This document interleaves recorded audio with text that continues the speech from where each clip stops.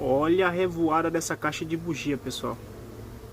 Para quem nunca viu, ó, estão fazendo revoada aqui, ó, na frente da caixa.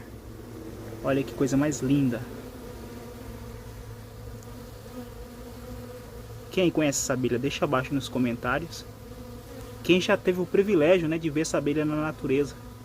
Infelizmente, cada vez mais raro de você ver ela na natureza. Olha que coisa linda.